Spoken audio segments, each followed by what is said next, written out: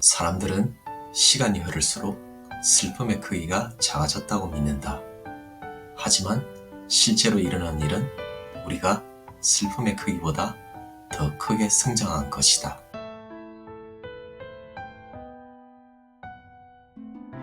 여러분은 충분히 성장합니다. 이 영상을 통해서 우리는 인생을 살아가면서 많은 고통, 난관을 마주하고 슬픔의 감정을 느낍니다. 세월이 이야기다, 시간이 흐르면 괜찮다고 애써 위로하며 지내오며 그 힘든 시간을 추억으로 간직하기도 합니다. 그러면서 슬픔이 점점 작아진다고 느끼죠.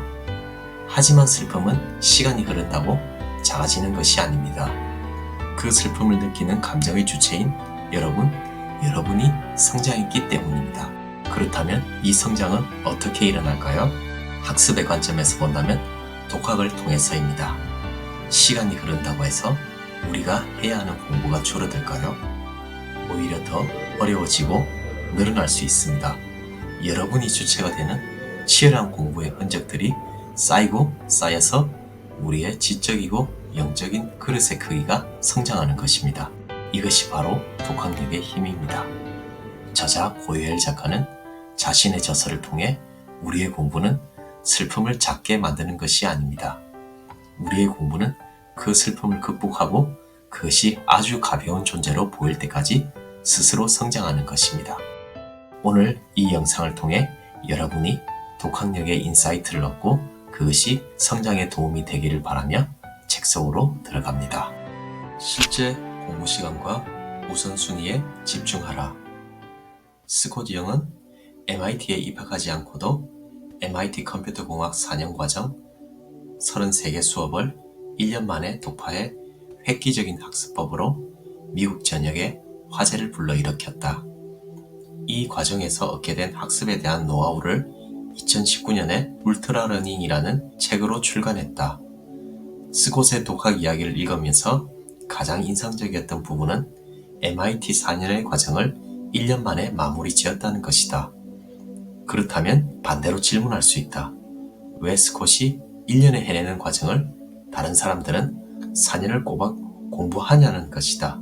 4년을 공부하고 졸업한 사람들은 시간 낭비를 한 것일까? 그렇지는 않겠지만 스콧의 시도는 우리가 얼마나 사회가 규정해 놓은 시간에 적응되어 살고 있는지에 대해 깨우침을 주었다. 우리가 공부에 있어 얼마나 많은 시간들을 미루고 있는지 생각해보자. 시간은 제한적이고 재생이 불가능한 원재료이다. 늘 바쁘다고 생각하며 살아가는 우리는 막상 시간이 부족한 것이 아니라 많은 시간을 낭비하고 있을 뿐인지도 모른다.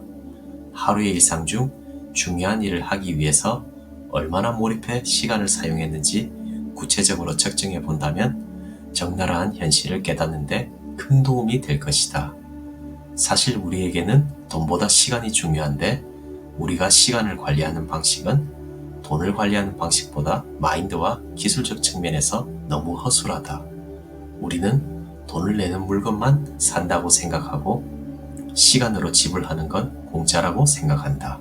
마찬가지로 삶을 살다 보면 공부가 가장 중요한 시기가 있는데 그때는 꼭 공부할 시간이 부족하다는 핑계를 입에 달고 산다. 우리는 하루가 짧다고 불평하면서도 마치 하루가 무한한 것처럼 행동할 때가 많다. 문제는 시간이 부족한 게 아니라 우리가 생각하는 우선순위의 문제다. 정작 중요하지 않은 일들에 무의식적으로 시간을 쓰고 남은 시간에 중요한 일을 하려는 잘못된 시간 관리에서 오는 현상이다. 우선순위를 중심으로 시간 관리를 하는 핵심 기술은 당연한 이야기일 수 있지만 우리에게 중요한 것을 먼저 하는 것이다. 이를 위해 우리가 생각하고 있었던 여러 계획과 활동들 중에서 중요한 것을 먼저 골라내야 한다. 선택된 중요한 것들을 먼저 하되 먼저 해야 한다고 해서 꼭 마무리는 지어야 한다는 강박은 버려라. 시간을 쓰면서도 성과가 잘 나오지 않는 구간이 오면 그 다음 중요한 것을 먼저 하다가 다시 돌아오면 된다. 이렇게 교차 또는 배치하는 방식을 통해 중요한 일들에 먼저 시간을 쓰는 것은 시간 관리에 유연성을 줄 뿐만 아니라 효과성을 극대화할 수 있다. 최소한의 방법론만으로 일단 작게 시작하라. 공부를 잘하는 방법론에 대해 공부하느라 정작 해야 하는 공부를 하지 못하는 것을 피해야 한다. 사실 많은 방법론들은 개개인의 경험에 따른 것으로 아는 것이 별 의미가 없을 가능성이 높다. 따라서 방법론에 대한 연구를 멈추고 최소한의 방법론으로 행동을 시작하는 편이 훨씬 큰 결과를 가져올 가능성이 많다. 또 어느 방법론을 선택했다면 자신이 쉽게 적용할 수 있는 한두 가지 방법론을 일정 시간 지속하는 것이 중요하다. 분명 그 실천이 다른 방법론을 자연스럽게 습득해 가도록 하는 연쇄작용이 일어날 것이기 때문이다. 공부에 대한 생각이 공부를 하게 하는 것이 아니라 공부를 하는 행동이 또 다른 공부를 하게 한다. 공부에 대한 방법론을 익히고 습득하는데 너무 많은 시간과 에너지를 사용하지 않기를 권하는 이유는 공부를 가장 잘하는 방법은 공부를 일단 하는 것에서 시작되기 때문이다. 모든 사람들이 있었으면 한다는 기능들을 아이폰에 모두 구현해낸다고 생각해보자. 그러면 아이폰은 아마도 현재의 날렵한 모습이 되지 못했을 것이다. 우리의 삶의 모습도 이미 저런 모습일지도 모른다. 이 사람이 추천하는 것, 저 사람이 추천하는 것들을 내 작은 삶에 담아내려 분주하게 지내다 보면 내 작은 삶은 이미 나의 삶이 아니게 되는 경우가 많다. 공부 역시 그렇다. 이런 방법론, 저런 방법론으로 나의 공부를 지장하다 보면 정말로 내가 무슨 공부를 하고 있는지 알 수가 없다. 독학을 제대로 하는 과정은 방법론을 덧붙이는 과정이 아니라 한두 가지의 방법을 충실히 내 삶에 구현해내는 과정이다. 여러 가지 방법론을 따라하기보다 책상 앞에 단순히 앉아서 공부해야 할 것들을 읽는 것이 가장 빠른 길이다. 유난히 공부가 잘 될 때가 있고 안 될 때도 있다. 동기부여는 결국 인간의 감정을 움직이는 일이다. 공부가 점점 감정의 동기부여에 의존하게 될 때 공부와 감정의 관계가 내성의 관계가 될 수 있다고 생각한다.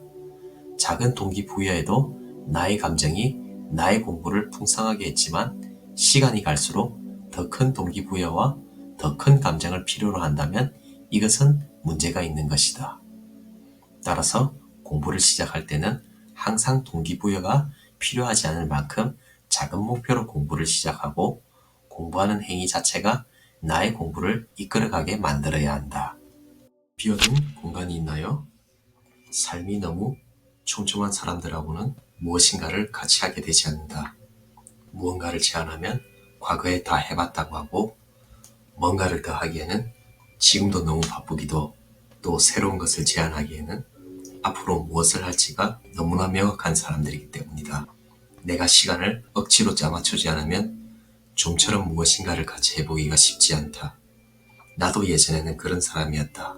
돌이켜보면 1년 계획, 5년 계획, 10년 계획, 20년 계획까지 다 짜두었다. 계획은 구체적이어야 한다고 해서 아주 세세하게 짜둔 계획들도 있었다. 그런데 한 가지 착각한 것이 있었다. 내가 세운 계획대로 진행되어야 일이 성공한다는 착각. 얼마나 세상을 만만하게 본 착각이었는지 모른다. 세워둔 계획, 자기만의 철학, 자기가 생각하는 그 무엇에 몰입하는 것이 오히려 유연성과 가능성을 닫아버릴 때가 많다는 것을 깨닫지 못할 때가 있었다. 엄밀히 이야기해서 계획은 세울 수 있지만 컨트롤을 할 수 있는 범위는 기껏해야 나의 시간과 행동 양식 정도이다. 그런데 그것만으로는 계획이 목표대로 움직여주지 않는다.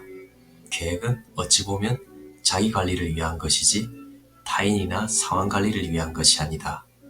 그리고 계획 자체가 기회의 문을 열어주지도 않는다. 기회는 백지 상태로 열어둔 공간을 통해서 타고 들어올 때가 많다. 그런 의미에서 비어둔 공간은 낭비하고 있는 비효율의 공간이 아니라 가능성의 공간이다.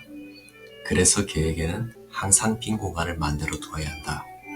나에게 현재 비어둔 공간이 없다는 것은 열심히 살고 있다거나 잘 나가고 있다는 뜻이 아니고 내가 공간의 주인이 아닐 가능성이 많다는 뜻이다. 주인은 결정하면 비울 수 있기 때문이다. 독학의 과정은 결코 혼자만의 계획으로 골방에 들어앉아서 하는 공부가 아니다. 많은 사람이 쉽게 들어올 수 있는 넓은 문과 그 문을 열고 들어왔을 때 함께 앉아서 교류할 수 있는 공간은 필수적이다. 이 공간이 있어야 혼자 했던 공부가 열매를 맺고 자신의 공부가 어떠한 상태인지를 점검해 볼 수 있다.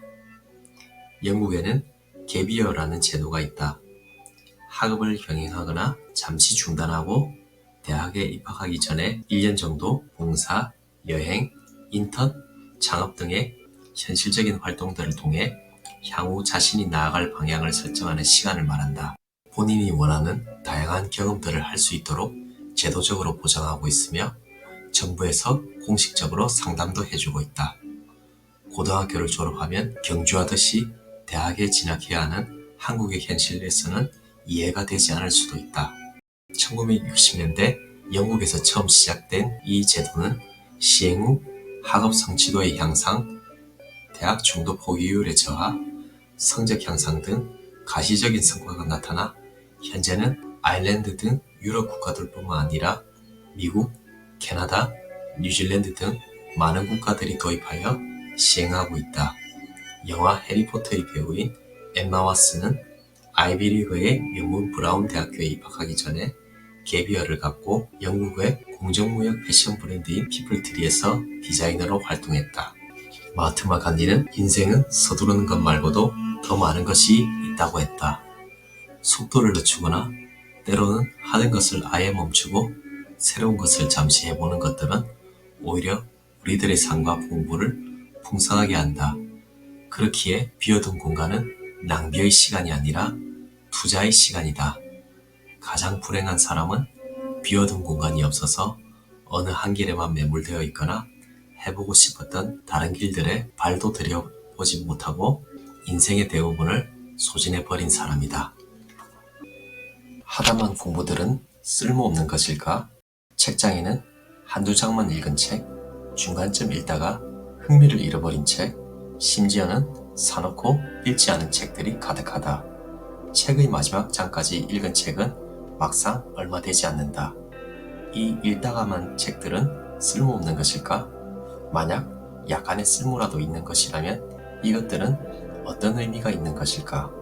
세계적인 테니스 선수 로저 페데러는 어렸을 때부터 수영, 레슬링, 스키, 스케이트보드, 농구, 핸드볼, 축구 등 손을 대지 않은 스포츠가 없을 정도로 운동을 즐겼다. 독서하는 스타일로 본다면 다독을 하는 사람이다. 페데러는 결국 테니스 선수로 활동하고 있으니까 다른 경험했던 운동들은 쓸모가 없는 것일까? 나는 하다만 것들이 많아야 된다고 생각한다. 이것은 중도 포기를 많이 했다는 뜻이 아니라 많은 경험을 했다는 뜻이다. 선택과 집중 패러다임은 선택되지 못한 것들을 무용한 것으로 여기게 되는 치명적인 약점이 있다. 모든 창업자들은 연쇄 창업자들이다. 처음 시도한 사업이 한 번에 성공하는 경우는 이미 성공한 기업을 물려받는 금수저가 아니면 불가능하다고 말할 수 있다. 만약 그런 사람이 있다면 제대로 된 도전을 해본 적이 없기 때문이거나 고만고만하게 잘된 경험을 한두 번 한 것에 불과하다. 한 조사에 따르면 기업가치 1,000억 원 이상의 기업을 만들어 본 적 있는 사람들은 평균 7번에서 8번 정도의 실패를 겪는다고 한다. 그렇다면 성공하기까지 사전에 8번은 무용한 것인가? 아이템을 잘못 선정한 것인가? 그렇지 않다. 실패한 8번으로 인해 경험도 쌓이고 인맥도 넓어지고 이를 통해 학습이 되면서 소위 내공이 강해진 것이다. 이런 의미에서 하다만 것들은 개인의 자산인 것이다. 나는 스타트업 창업을 꿈꾸는 사람들에게 아이템을 30개 정도는 검토해 보라고 한다. 그리고 그중 하나를 선택하더라도 나머지 29개에 대해 늘 공부하고 도전할 준비를 하라고 한다. 그리고 시간 관리가 능력이 된다면 7개에서 8개 사업을 동시에 해보라고도 한다. 어떤 것이 성공을 거둘지 모르기 때문이다. 현재 하나의 아이템을 가지고 사업을 하는 기업들은 외적으로는 그 해당 아이템 하나만을 오랜 시간 동안 집중해 온 것처럼 보이지만 사실은 여러 가지를 해보면서 선택하고 결합하는 방식으로 현 시점까지 진화해온 경우가 절대적으로 많다. 가끔 신문기사를 보면 어떤 사람이 특정 분야의 외길 인생이라고 칭송하는 기사가 있는데, 그런 내용들은 대부분 과장되었거나 그 사람 인생의 특정 단면만을 그런 관점으로 해석했기 때문에 나타나는 모습이라 생각한다. 원했던 지식을 공부로 다 얻는 것은 부족할 수 있지만, 공부를 하면서 인내심과 성실함이 생기고 인격을 다듬어가는 훈련이 된다. 그러면서 나의 의도와 상관없이 어떤 기회를 만나게 되고 그것이 내 삶의 길이 되어가기도 한다. 우리는 우리가 공부하는 책 속에서 모든 것을 찾을 수는 없지만 그 책을 통해서 예상치 못했던 보석들을 만나게 된다. 그래서 우리는 하다만 공부들의 쓸모에 대해서 고민할 필요가 없다. 우리가 하다만 공부는 분명히 어떤 가치 있는 것들의 통로가 이미 되었고 앞으로도 그럴 것이기 때문이다. 공부의 가치는 공부의 대상 안에 있는 가치보다 그 대상을 통해 오는 가치가 비교할 수 없을 정도로 크다. 잘 들으셨나요? 우리는 나이가 들면서 인생의 경험이 많아지면 스스로 성장했다고 생각할지 모릅니다. 하지만 오히려 잘 안 되는 것이 3가지가 있습니다. 첫째는 대개 잘못을 인정하지 않습니다.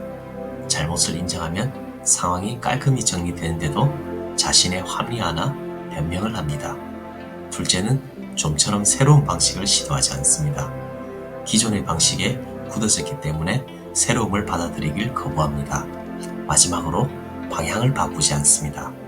여러분이 쌓은 경험이 관성처럼 작용해 이것의 양으로 밀어붙입니다. 그것이 이성적인지 효율적인지 생각하지 않고 우리는 끊임없이 틀을 깨고 반문하며 스스로 학습해 보아야 합니다. 자신이 스스로 주도적으로 필요한 공부를 하고 있는지, 익숙지 않은 것을 받아들이는데 거부감이 없는지 한 번쯤 돌이켜 보셨으면 좋겠습니다. 여러분이 원하는 목표에 우선순위를 생각하고 한 걸음씩 내디디면 됩니다. 여러 번의 실패가 오지만 그것은 쓸모없는 것이 아니라 여러분이 성장할 수 있도록 내면을 단단하게 만들어줄 재료가 될 것입니다.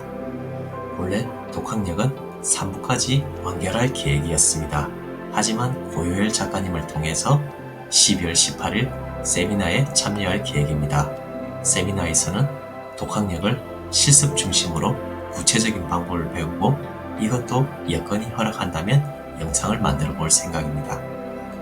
이 영상을 통해 여러분의 성장을 응원합니다.